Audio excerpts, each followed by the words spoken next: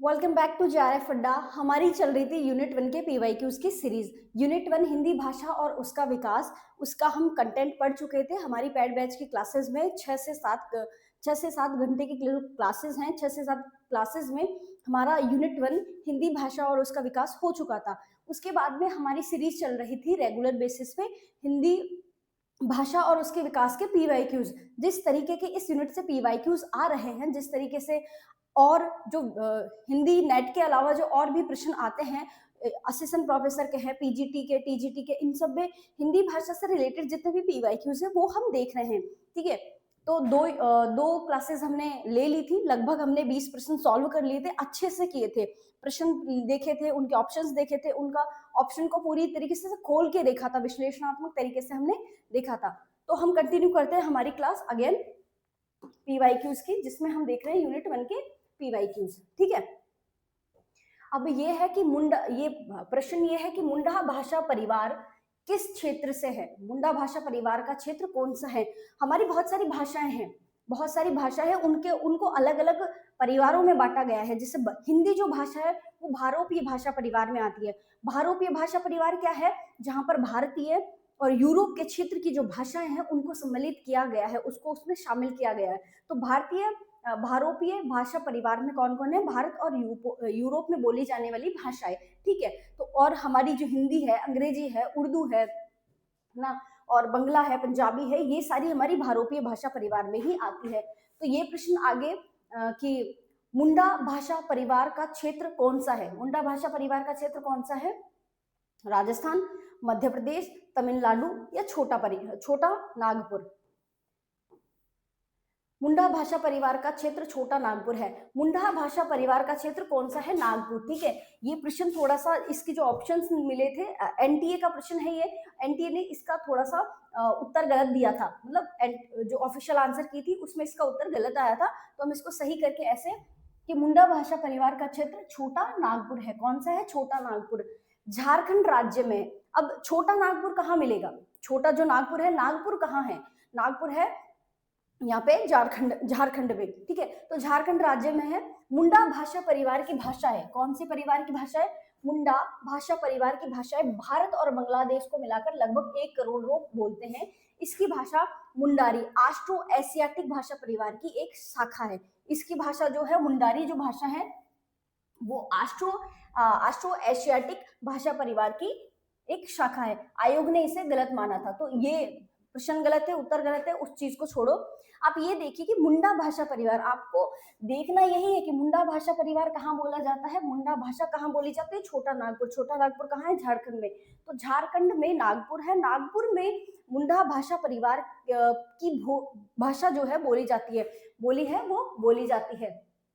ठीक है, भारत और बांग्लादेश को मिलाकर लगभग 1 करोड़ लोग मुंडा भाषा को बोलते हैं। इसकी भाषा जो मुंडा भाषा यानी कि मुंडारी से जो निकली हुई है, आशो एशियाटिक परिवार की भाषा की एक शाखा है, यानी कि आशो एशियाटिक भाषा परिवार में ये आती है। ठीक है, आगे का प्रश्न देखते हैं।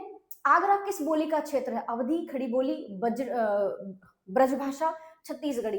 अब आगरा जो है ना, आगरा जो है, अब आप इसको ऐसे भी समझ सकते हैं कि भाई छत्तीसगढ़ में तो नहीं बोली जाती। आगरा ब्रज का क्षेत्र है, ब्रज के आसपास का क्षेत्र है, यूपी के आसपास का क्षेत्र है, तो छत्तीसगढ़ी तो यहाँ नहीं बोली जाती। अवधी, खड़ी बोली और ब्रजभाषा, इन तीनों में से मतलब एक तो आपने हटाई दी ना, कि छत्तीसगढ़ी तो है ही नहीं।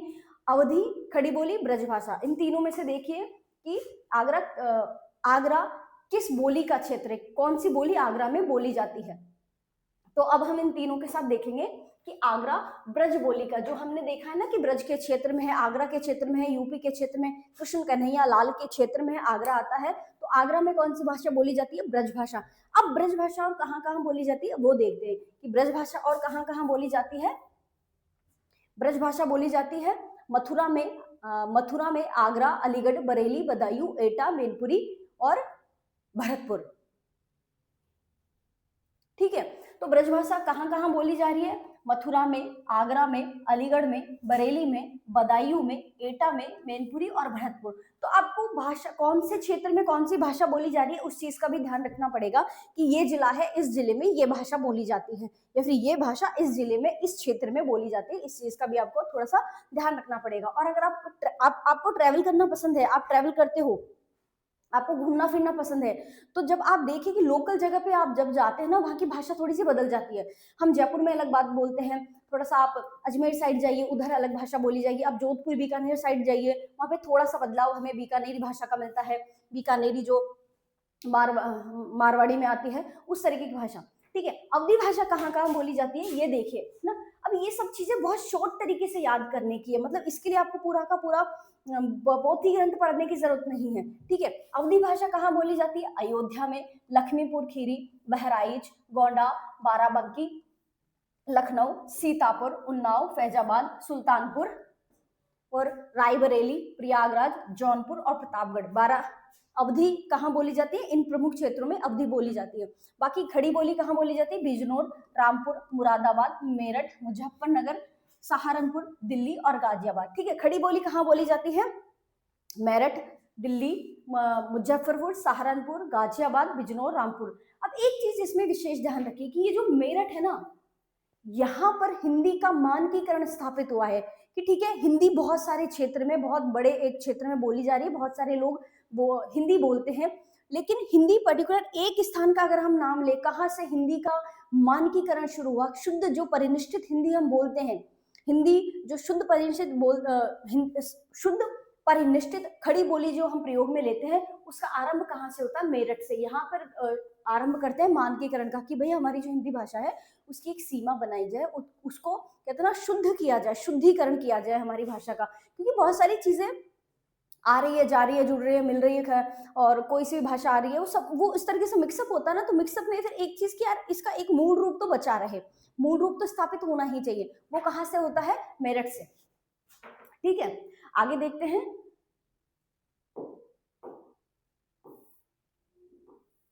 पूर्वी हिंदी के अंतर्गत अवधि के अतिरिक्त इनमें से कौन सी बोली समाहित की जाती है? पूर्वी हिंदी के अंतर्गत, अवधि तो है ही, पूर्वी हिंदी के अंतर्गत कौन सी भाषा आ रही है? अवधि। अवधि के अलावा कौन कौन सी है? कन्नौजी, मारवाड़ी, बघेली, या इनमें से कोई नहीं? अब ये वाली तो है ही नहीं। ठीक है, मारवाड़ी भी आप हटा दो, कन्नौजी और बघेली है ना। मैं जाती हूँ कन्नौजी के साथ, पूर्वी हिंदी में अवधि के साथ कन्नौजी ना। तो देखते हैं हम क्या हमारा उत्तर सही है। कन्नौजी के साथ बघेली, पश्चिमी। ठीक है, पश्चिम में है कन्नौजी, बाकी पूर्वी में है बघेली। ठीक है, अब इसका स्पष्टीकरण देखते हैं कि पूर्वी हिंदी के अंतर्गत अवधि के अतिरिक्त, पूर्वी हिंदी के अतिरिक्त, पूर्वी हिंदी के अंतर्गत अवधि के अतिरिक्त इनमें से कौन सी बोली समाहित की जाती है? अर्धमागधी अपभ्रंश के अंतर्गत पूर्वी हिंदी ना। पूर्वी हिंदी कौन से अपभ्रंश में आती है? अर्धमागधी अपभ्रंश में। ठीक है, उपभाषा बोली जाती है, इसमें अवधी, बघेली, छत्तीसगढ़ी आती है। कन्नौजी बोली पश्चिमी में आती है, पश्चिमी हिंदी के उपभाषा के अंतर्गत शोरसेनी अपभ्रंश से विकसित हुई है। शोरसेनी अपभ्रंश के अंतर्गत ब्रज, कन्नौजी, बुंदेली, हरियाणवी खड़ी बोली आती है। ठीक है, तो एक है पश्चिमी हिंदी, एक है पूर्वी हिंदी। ठीक है, पश्चिमी हिंदी और पूर्वी हिंदी। पश्चिमी हिंदी किससे निकलती है? पश्चिमी हिंदी निकलती है अपने ये शोरसेनी अपभ्रंश से। ठीक है, पश्चिमी हिंदी निकलती है शोरसेनी अपभ्रंश से। ठीक है, अब इसमें और कौन कौन सी भाषाएं आती है? ब्रज, कन्नौजी, बुंदेली, हरियाणवी और खड़ी बोली। ठीक है, पूर्वी हिंदी किससे निकलती है? अर्धमागधी अपभ्रंश से। और पूर्वी हिंदी में और कौन कौन सी भाषा है? अवधी, बघेली और छत्तीसगढ़ी। ठीक है, तो कौन सी भाषा कौन से अपभ्रंश से निकल रही है और कौन सी भाषा के अंतर्गत और कौन कौन सी भाषाएं मिली हुई है उसके बारे में जानकारी होनी चाहिए। ठीक है, आगे देखते हैं कि अर्थ परिवर्तन की दशाओं में शामिल नहीं है। क्या शामिल नहीं है? अर्थ संकोच, अर्थापकर्ष, अर्थोत्कर्ष, अर्थ विस्तार और अर्थाभाव। तो अर्थ परिवर्तन की दिशाओं में क्या शामिल नहीं है, ये देखते हैं। अर्थ परिवर्तन की दिशाओं में शामिल नहीं है। क्या शामिल नहीं है? अर्थ का संकोच होना, अर्थ का अपकर्षण हो जाना, अर्थ का उत्कर्ष हो जाना, अर्थ का विस्तार होना या अर्थ का अभाव हो जाना, क्या शामिल नहीं है? क्या शामिल नहीं है? ये थोड़ा सा ट्रिकी क्वेश्चन है, ये व्याकरण की तरफ का क्वेश्चन है, व्याकरण की तरफ जाता हुआ प्रश्न है।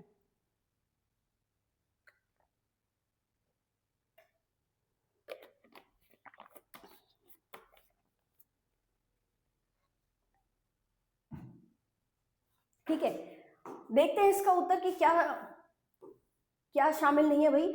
अर्थ परिवर्तन की दशाओं में अर्थाभाव शामिल नहीं है, अर्थ का अभाव हो जाना शामिल नहीं है। ठीक है, अर्थ परिवर्तन की दशाओं में अर्थाभाव शामिल नहीं है, जबकि अर्थ संकोच, अर्थ का अपकर्ष, अर्थों का उत्कर्ष और अर्थ विस्तार अर्थ परिवर्तन की दशाएं हैं। देखा जाता है कि कोई शब्द पहले व्यापक अर्थ में प्रयुक्त होता था, लेकिन बाद में उसका अर्थ संकोच से सीमित अर्थ हो गया। जैसे पहले मृग शब्द पशुओं के संदर्भ में प्रयुक्त होता था, परंतु वर्तमान में मृग का अर्थ केवल हिरण के लिए होने लग गया, यह अर्थ संकोच कहलाता है। ठीक है, क्या क्या शब्द थे हमारे पास?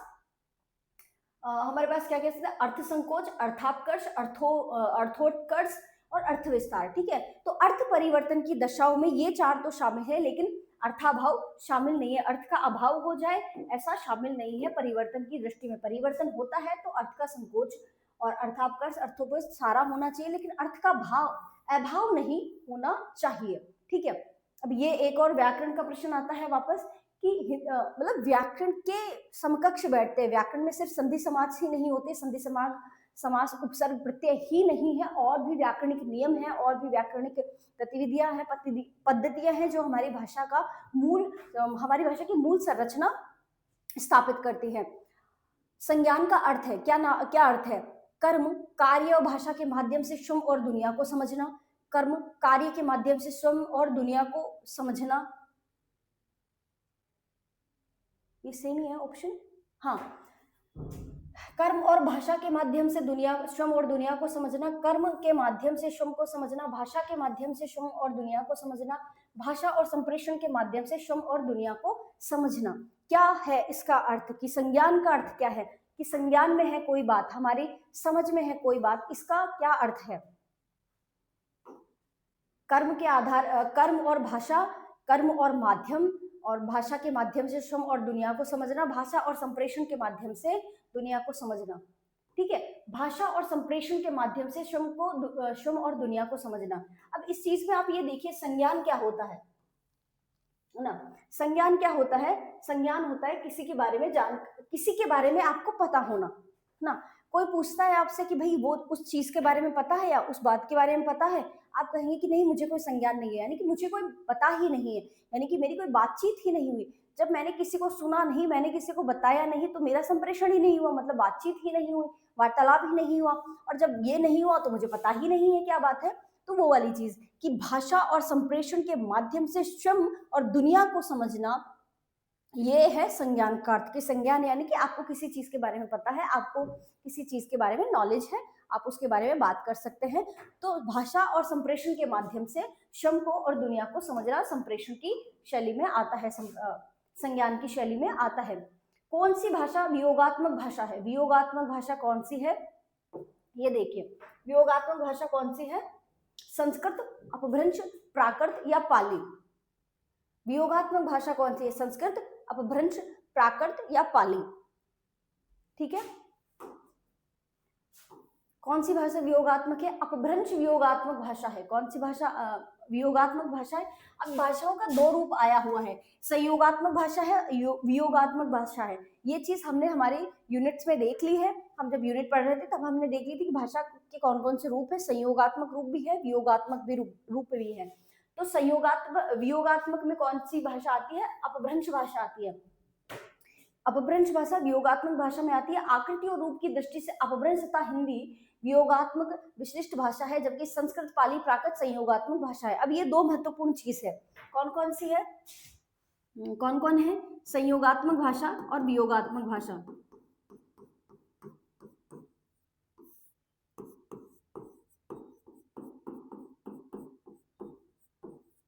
ठीक ठीक है। संयोगात्मक भाषा और वियोगात्मक भाषा। अब संयोगात्मक कौन कौन सी है? संयोगात्मक में किन भाषाओं को शामिल करते हैं? संस्कृत, पाली और प्राकृत को, ठीक है। और वियोगात्मक में हम किसको शामिल करते हैं? हिंदी और अपभ्रंश को, ठीक है। जो हमारी हिंदी है वो भी वियोगात्मक भाषा ही है। थोड़ा सा ये उल्टा समझ में आता है। उल्टा मतलब कि हमारी हिंदी है तो वो तो संयोग वाली होनी चाहिए, पर नहीं, हमारी जो भाषा है वो वियोगात्मक भाषा है। हिंदी जो भाषा है वो योगात्मक भाषा है। और अपभ्रंश जो है, ठीक है, अपभ्रंश जो भाषा है और हिंदी जो भाषा है वो वियोगात्मक भाषा है। साथ ही संयोगात्मक में हम संस्कृत, पाली, प्राकृत को संयोगात्मक की श्रेणी में रखेंगे। आगे देखते हैं, मेरो सब पुरुषार्थ था को किस भाषा की पंक्ति है? मेरो सब पुरुषार्थ था को, अब मेरो है ना, ये ब्रज में चलता है, मेरो, तेरो, तो को, तो को अवधि, है ना। तो आप इस चीज में देखिए कि इसमें कौन सी भाषा है। अब वही चीज कि अगर आप थोड़ा सा ट्रैवल का शौक करते हैं, आप अखंड भारत को घूमते हैं, या फिर आप अलग अलग क्षेत्रों में, अलग अलग बोलियों के क्षेत्र में जाते हैं और वहां पे आप वहाँ की लोकल लैंग्वेज को, वहाँ के मूल निवासियों से बातचीत करते हैं, तब आपको थोड़ा सा वहाँ समझ में आता है कि हाँ, इनकी बोली और इनकी भाषा में थोड़ा सा अंतर है हमारी बोली और भाषा से, ठीक है। हम जिस तरीके के बोलते हैं वो थोड़ा सा लहजा उनका अलग होता है, हमारा लहजा थोड़ा सा अलग होता है। तो इस पंक्ति को देखिए कि मेरो सब पुरुषार्थ था को किस भाषा की पंक्ति है, किस भाषा में बोली जाती है, ये किस भाषा में बोली जाती है? अवधी, भोजपुरी, ब्रजभाषा, मैथिली। अब ये देखिए, मेरो सब पुरुषार्थ था को ब्रज भाषा की पंक्ति है, ठीक है। किसकी पंक्ति है? मेरो सब पुरुषार्थ था को, यानी कि आपका, मेरो यानी कि मेरा, तो मेरा सारा पुरुषार्थ आप ही का है। तो ये ईश्वर को समर्पित करते हुए एक पंक्ति है। आप किसी को भी, सामान्य मनुष्य के साथ भी आप इसका प्रयोग कर सकते हैं कि मेरो सब पुरुषार्थ था को। जैसे कि हमारे माता पिता जो होते हैं वो हमें मतलब इस लायक बनाते हैं कि हम हमारे जीवन को संवार सके। तो जब एक ईश्वर के प्रति, हमारे माता पिता के प्रति हम जब धन्यवाद देते हैं, तो उसमें हम कह सकते हैं कि मेरा सब पुरुषार्थ, मेरा सब, ये जो भी आज मैं जिस भी स्थिति में हूँ, जिस भी जगह हूँ, वो सब ईश्वर आप ही की वजह से है, ईश्वर की वजह से, हमारे माता पिता की वजह से। तो एक होता है ना, उस तरीके का भाव है ये कि मेरा सब पुरुषार्थ आपका है, कि है ईश्वर, हे परमपिता परमेश्वर, सारी चीजें आपकी, ठीक है। मतलब मेरा सारा कुछ जो भी है, जिस भी नामकरण से मैं आज मैं जाना जाता हूँ, जिस भी नाम से मैं प्रसिद्ध हूँ या फिर जाना जा रहा हूँ, या फिर छोटा सा कण मात्र भी अगर नाम है, प्रसिद्धि है, तो वो सब आपका। ये किसकी पंक्ति है? ब्रजभाषा की पंक्ति है। ब्रजभाषा का विकास पश्चिमी हिंदी से हुआ है, ये हम देख चुके थे। पश्चिमी हिंदी का विकास शोरसेनी अपभ्रंश से हुआ है, ठीक है, हुआ है। पश्चिमी हिंदी के अंतर्गत 5 बोलियां आती है। कौन कौन सी आती है? कौरवी, हरियाणवी, ब्रजभाषा, बुंदेली और कन्नौजी, ठीक है। तो ये पंक्ति है ब्रजभाषा की। ब्रजभाषा किस में आती है? पश्चिमी हिंदी में। और पश्चिमी हिंदी के अंतर्गत, पश्चिमी हिंदी किससे विकसित हुई है? शोरसेनी अपभ्रंश से। शोरसेनी अपभ्रंश पे पश्चिमी हिंदी है। पश्चिमी हिंदी में और कौन कौन सी भाषा है? ब्रजभाषा, कन्नौजी, बुंदेली, हरियाणवी और कौरवी, ये सारी भाषाएं ब्रजभाषा में मतलब पश्चिमी हिंदी में आती है। आगे देखते हैं, हिंदी को आर्य भाषा कहकर और प्रचार प्रसार का विषय बनाने वाले थे। कौन थे? हिंदी को आर्य भाषा कहकर प्रचार प्रसार का विषय बनाने वाले कौन थे? अब चूंकि यहाँ पर है हिंदी, हिंदी बोली जा रही है भारत राष्ट्र में, भारत देश में, भारतवर्ष में। भारतवर्ष को एक आर्य देश करके भी जाना जाता था। आर्य पुत्र, आर्य देश में की जो संतान है उन्हें आर्य पुत्र कहा जाता है। तो हिंदी भाषा को आर्य भाषा कहकर कौन थे जिन्होंने उनका प्रचार प्रसार किया? प्रताप नारायण मिश्र, बालकृष्ण भट्ट, स्वामी दयानंद सरस्वती और गिरिधर दास। किन लोगों ने या फिर किस इंसान ने महत्वपूर्ण रूप से हिंदी भाषा को आर्य भाषा कहकर उसका प्रचार प्रसार करने का जिम्मा उठाया कि भाई जो हिंदी है वो आर्य भाषा है, हमारे राष्ट्र की भाषा है, हमारे राष्ट्र संपूर्ण आर्यव्रत की भाषा है, तो इसका प्रचार प्रसार होना चाहिए। किसने कहा है ये? बताइए।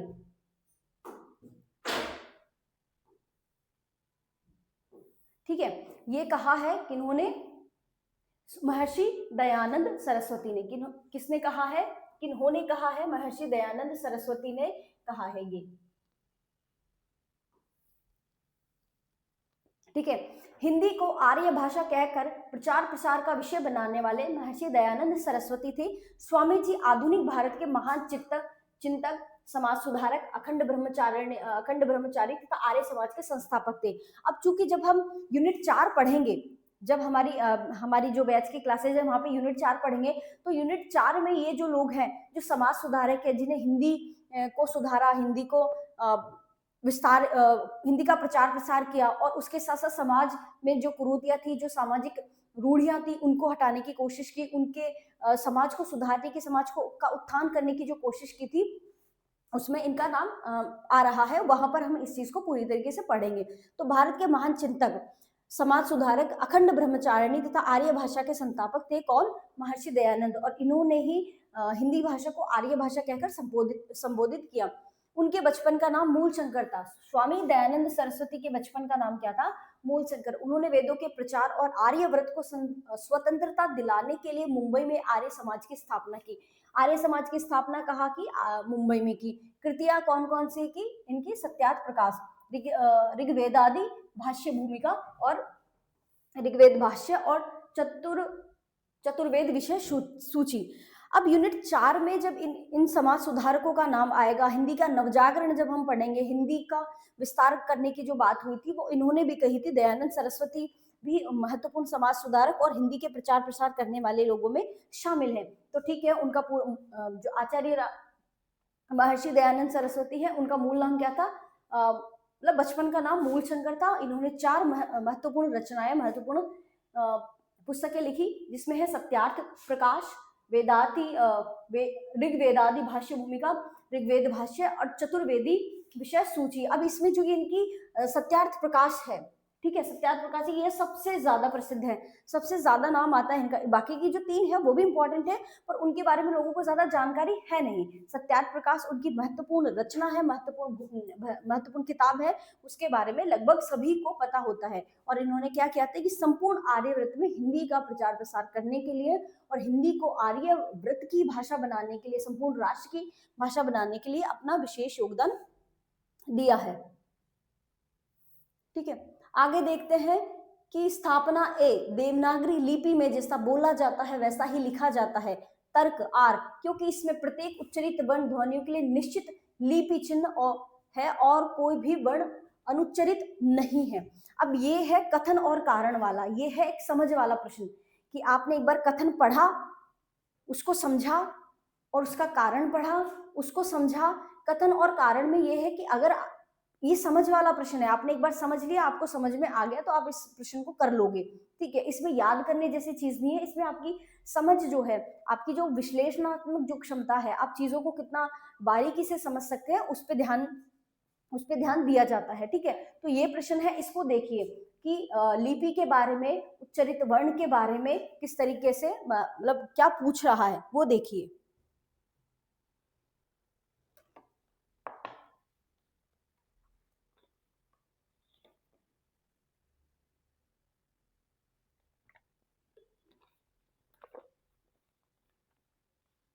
ठीक है, देवनागरी लिपि में जैसा लिखा जाता है वैसा ही उच्चरित होता है। देवनागरी लिपि में जैसा बोला जाता है, जिस तरीके से हम देवनागरी लिपि में बोलते हैं वैसे ही लिखते हैं। बिल्कुल, हमारे जो हिंदी भाषा है, हिंदी भाषा की जो देवनागरी लिपि है, उसकी सबसे बड़ी विशेषता ही ये है, जिस आधार पर, जिस वैज्ञानिकरण के आधार पर ये लिखी गई, उसकी विशेषता ये कि हम जैसे बोलेंगे ना, हम वैसा ही लिखेंगे। अगर हमने उच्चारण सही नहीं किया, हमने शुद्ध बोला नहीं, तो हम शुद्ध लिख भी नहीं पाएंगे। तो ये बात तो सही है। क्या बात सही है? कि देवनागरी लिपि में जैसा बोला जाता है वैसा ही लिखा जाता है। ठीक है, क्योंकि इसमें प्रत्येक उच्चरित वर्ण के लिए निश्चित लिपि चिन्ह है और कोई भी वर्ण अनुच्चरित नहीं है। बिल्कुल, ठीक है, निश्चित लिपि चिन्ह है और कोई भी वर्ण अनुच्चरित नहीं है। तो ये चीज तो हम देख रहे हैं ना कि हमारे पास वर्णमाला में पूरे के पूरे 52 वर्ण हैं, हमारे स्वर भी हैं, हमारे पास व्यंजन भी है, 52 वर्ण है। तो इतने सारे वर्ण होने के बाद भी हमारे पास कमी हो जाए वर्णों की, ऐसी तो संभावना ही नहीं है। तो क्या है कि निश्चित लिपि चिन्ह है, प्रत्येक उच्चारण के लिए निश्चित लिपि चिन्ह है और कोई भी वर्ण अनुच्चरित नहीं है। बिल्कुल, कोई भी वर्ण हमारे पास अनुच्चरित नहीं है। हमारे पास जितने भी वर्ण है वो सब उच्चरित ही है ना। तो इसका उत्तर आ जाएगा कि दोनों सही है। देवनागरी लिपि में जैसा बोला जाता है वैसा ही लिखा जाता है, क्योंकि इसमें प्रत्येक उच्चरित वर्ण ध्वनि के लिए एक निश्चित लिपि चिन्ह है और कोई भी वर्ण अनुच्चरित नहीं है। बिल्कुल कि हमारे पास बहुत ज्यादा वर्ण है। किसी और भाषा में, किसी और भी लिपि में इतने वर्ण नहीं है जितने हमारे पास हमारी हिंदी में है। ठीक है, तो अब इतने सारे तो कोई भी अनुच्चरित वर्ण हो ऐसी तो संभावना ही नहीं है भाई। इतनी सारी सामग्री हमारे पास है, हम किसी शब्द को ऐसे साइलेंट मोड पे क्यों छोड़ेंगे? जैसे अंग्रेजी में छूट जाते हैं बहुत से शब्द, साइलेंटली ट्रीट होते हैं, हमारे साथ तो नहीं है, हमारे पास तो खूब सारे वर्ण हैं, हम तो सारी चीजों को, सारे शब्दों को अच्छे से उच्चरित कर सकते हैं। तो ये दोनों कथन जो है वो सही है। आगे देखते हैं कि देवनागरी लिपि का विकास किस प्राचीन लिपि से हुआ था। ठीक है, अब हमने जो पिछली क्लास देखी थी उसमें हमने ये देख लिया था कि देवनागरी लिपि का विकास कैसा हुआ, मोटा मोटा देख लिया था कि ब्रह्मी लिपि, गुप्त लिपि, कुटिल लिपि, फिर देवनागरी लिपि, फिर देवनागरी लिपि। ठीक है, तो जो देवनागरी लिपि है उसका विकास कहाँ से हुआ है? रोमन, खरोष्टी, किलाक्सर, कुटिल लिपि से हुआ है। ठीक है, इसको उत्तर देखते हैं। देवनागरी लिपि का विकास कुटिल लिपि से हुआ है। ठीक है, हमने यही चीज अभी देखी थी कि देवनागरी लिपि का विकास कहां से हुआ है? कुटिल लिपि से। कुटिल लिपि से। खरोष्टी तो विदेशी लिपि थी जिसका प्रचार प्रसार पश्चिमोत्तर प्रदेश में था, जो उर्दू लिपि की तरह दाएं से बाएं लिखी जाती है। इसका विकास सामी अमारक लिपि से हुआ है, आरमाइक लिपि से हुआ है। रोमन लिपि अंग्रेजी भाषा की लिपि है। तो इसमें वही चीज कि जो देवनागरी लिपि का विकास कौन सी लिपि से हुआ है? कुटिल लिपि से। दूसरी महत्वपूर्ण बात कि अंग्रेजी भाषा की कौन सी लिपि है? रोमन लिपि। ठीक है, खरोष्टी भाषा विदेशी लिपि है। ठीक है, आगे देखते हैं। जो याद करने की चीज है वो तो याद कर लो, जो रटने वाली चीज है एक तरीके से रट भी लो, क्योंकि ये चीजें जब आप बार बार पढ़ोगे, बार बार बोलोगे, बार बार रिवीजन आएगा ना, तो आपकी जबान पे आ जाएगी कि आप फिर सबकॉन्शियस माइंड में एक बार फीड हो गई कि हाँ, अंग्रेजी रोमन से है, हिंदी हमारी देवनागरी से है। अच्छा, देवनागरी कहाँ से आई थी? कुटिल से। अच्छा, कुटिल का कहाँ से आई थी? गुप्त से। अच्छा, गुप्त ब्रह्मी से, और ब्रह्मी मतलब ब्रह्मी जो हमारी मूल जहाँ जड़ है हमारी देवनागरी लिपि की, वहां से आरंभ होती है। डॉक्टर ग्रियर्सन ने किस भाषा को अंतर्वेदी नाम दिया है? डॉक्टर ग्रियर्सन ने किस भाषा को अंतर्वेदी नाम दिया है? राजस्थानी भाषा को, ब्रज भाषा को, अवधी भाषा को, छत्तीसगढ़ी भाषा को? तो देखते हैं भाई साहब, ग्रियर्सन साहब ने किस भाषा को अंतर्वेदी नाम दे दिया? ब्रज भाषा को। ठीक है, अब इस चीज को ऐसे भी याद रख सकते हैं कि ब्रज भाषा में बहुत सारा साहित्य लिखा गया है, लोक साहित्य बहुत लिखा है, कृष्ण के बारे में बहुत सारा लिखा हुआ है। कृष्ण के का तो संपूर्ण साहित्य ही ब्रज भाषा पे है, ब्रज बोली में है।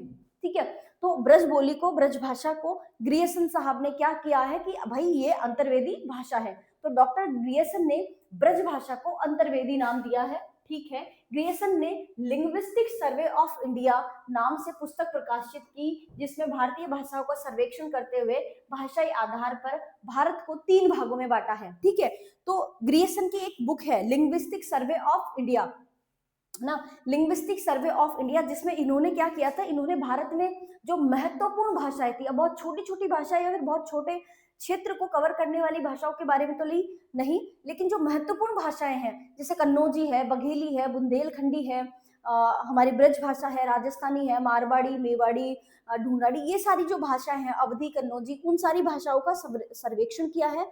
और उसमें उन्होंने क्या किया कि जो ब्रज भाषा है, विशेष रूप से ब्रज भाषा को क्या नाम दिया है? अंतर्वेदी भाषा की। भाई साहब, जो ब्रज भाषा है वो अंतर्वेदी भाषा है। तो ये महत्वपूर्ण तथ्य है कि ग्रियर्सन की कौन सी पुस्तक है? Linguistic survey of India. Linguistic survey of India इनकी पुस्तक है, और इन्होंने ब्रज भाषा को अंतर्वेदी भाषा नाम से संबोधित किया है।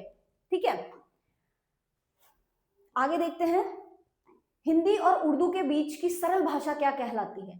हिंदी और उर्दू की, अब जब हमने वो पढ़ा था ना, हमने कंटेंट पढ़ा था, जब हम हमारी बैच वाली क्लासेस में पढ़ रहे थे, तो हमने देखा था कि हिंदी और उर्दू के बीच में एक भाषा चलती है ना, हिंदी और उर्दू का एक मिला जुला रूप चलता है। ठीक है, जिस तरीके से आप कह लो कि शायरी, गजलें, है ना, एक थोड़ा सा आशिकाना अंदाज में जब हम कुछ चीजें कहते हैं, वो थोड़े से शायरी में आ गई, शेरो शायरी आ गई, गजल आ गई, नज्म आ गई, तो वो कहीं ना कहीं मिक्सअप रूप निकला रहा, भाषा का एक मिक्स बीच का रूप निकल रहा था। उसको क्या कहा है? दक्षिणी, रेखता, हिंदुई, हिंदुस्तानी।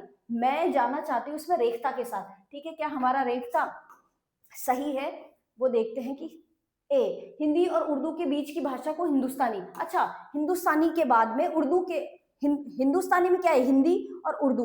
तो हिंदी और उर्दू का मिला जुला रूप हिंदुस्तानी। ठीक है, हिंदुस्तानी आ गया। और उर्दू में जो है वो रेखता निकलता है, जहां पर गजल शेरो शायरी होती है वो उर्दू में रेखता में निकलता है। उर्दू की भाषा रेखता का एक भाग है, उर्दू में रेखता है, उसका एक भाग है। जैसे हमारी हिंदी है उसमें पश्चिमी आ गई, पश्चिम में हम फिर हमारी ब्रज आ गई, उस तरीके से। तो हिंदी और उर्दू के बीच की भाषा हिंदी और उर्दू के बीच की भाषा सरल हिंदुस्तानी भाषा को हम सॉरी हिंदी और उर्दू की जो भाषा है वो हिंदुस्तानी भाषा है, उनके बीच की जो भाषा है वो ये भाषा हिंदी और उर्दू दोनों के बोलचाल की भाषा है। इसमें संस्कृत के तत्सम शब्द जो हिंदी की तरफ से जाते हैं और अरबी फारसी के उधार लिए गए शब्द दोनों काम आते हैं। ये हिंदी यूरोपीय भाषा परिवार के हिंदी आर्य शाखा में आती है। देवनागरी या फारसी, अरबी फारसी किसी लिपि में लिखी जा सकती है। अब देखो, हिंदी है, उर्दू है, दोनों का मिला जुला रूप हिंदुस्तानी। हिंदी के भी तत्सम शब्द आएंगे, उर्दू का भी अरबी फारसी के शब्द आएंगे और वो बन जाएगी हिंदुस्तानी भाषा। हिंदुस्तानी भाषा तब बोली जाती थी जब हिंदू मुस्लिम एकता का समन्वय था हमारे राष्ट्र में, हमारे देश में। बाद में तो विभाजन हुआ, उसके बाद में भाषाओं पर भी विवाद बना रहा। तो भाषाओं पर क्या विवाद था वो हम आधुनिक युग में पढ़ेंगे। जो हमारी बैच क्लासेस है जहाँ पे आधुनिक काल पढ़ रहे हैं वहां पे हम उसको पढ़ेंगे। तो हिंदी उर्दू का विवाद भी बहुत ज्यादा प्रचलित है। बाकी यहाँ पर हिंदी और उर्दू दोनों के मिक्स की जो भाषा है उसको हम कहते हैं हिंदुस्तानी भाषा। ठीक है, आगे देखते हैं। हिंदी भाषा के विकास क्रम में पहली ईस्वी से 500 ईस्वी तक कौन सी भाषा कही जाती है? प्राकृत, लौकिक, वैदिक, पाली। कौन सी भाषा है? पहली ईस्वी से 500 ईस्वी तक कौन सी भाषाएं बोली जा रही है वो देखिए, यहां पे जा रही है। ये पूरी भाषा का कौन सा समय काल रहा है वो देख लीजिए ना। हिंदी भाषा के विकास क्रम की पहली ईस्वी यानी कि एक ईस्वी से 500 ईस्वी तक की भाषा को प्राकृत भाषा कहा गया है। ठीक है, अब ये जो सारणी है ना इसको तो आप दिमाग में बिठा लो, छाप लो, बिल्कुल रट लो। कैसे कि प्राचीन भारतीय आर्य भाषा, इसका समय काल है 1500 ईस्वी पूर्व से 500 ईस्वी पूर्व। ये जाएगी रिवर्स में। ठीक है, रिवर्स में यानी कि उल्टे तरीके से हम इसको ध्यान रखेंगे।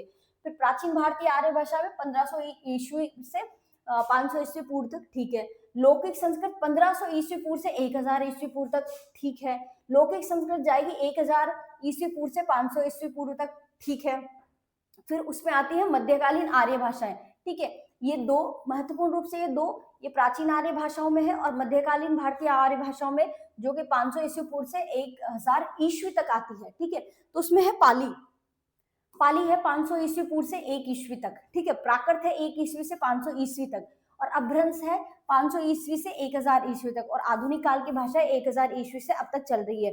तो जो भाषाओं का वर्गीकरण हम क्लासेस में देख चुके हैं, यहाँ पे सिर्फ पीवाईक्यूज है, पर पीवाईक्यूज के साथ भी आप इस सारणी को, ये जो इंपॉर्टेंट फैक्ट्स लिखे हुए हैं इनका आप बिल्कुल ध्यान से रखेंगे, इनको नोट डाउन करके रखेंगे कि ठीक है, प्राचीन आर्य भाषा है और मध्यकालीन आर्य भाषा है, इनका समय काल क्या है? 1500 ईस्वी पूर्व से 500 ईस्वी पूर्व। ठीक है, और बाद में कि 500 ईस्वी पूर्व से 1000 ईस्वी पूर्व तक की मध्यकालीन भारतीय आर्य भाषाएं। ठीक है, अब इसमें कि वैदिक संस्कृत और लौकिक संस्कृत दो भाषाएं हैं।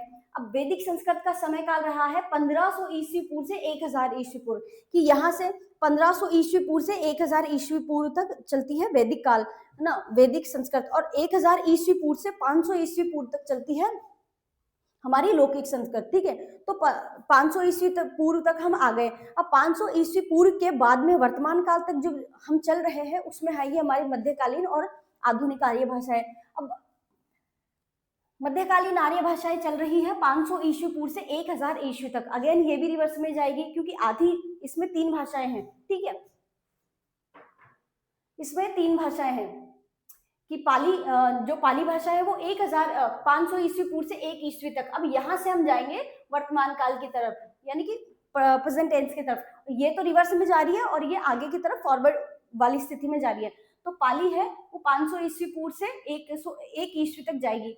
प्राकृत जो भाषा है वो 1 ईस्वी से 500 ईस्वी तक, ठीक है। अब ये आगे की तरफ बढ़ रही है, क्योंकि जब हम समय काल निर्धारित करते हैं ना, तो एक तो पीछे वाला, क्योंकि हमें एग्जैक्टली तो पता नहीं है कि कहाँ से शुरू हो रही है, हम तो इसका इतिहास देख रहे हैं। अब इतिहास देखेंगे तो थोड़ा सा हमें पीछे जाना पड़ेगा, थोड़ा सा हमें अतीत के साथ जाना पड़ेगा, ठीक है। तो जो प्राकृत है वो 1000 ईस्वी से 500 ईस्वी, 1 ईस्वी से 500 ईस्वी, तो अभी आगे की तरफ जा रही है।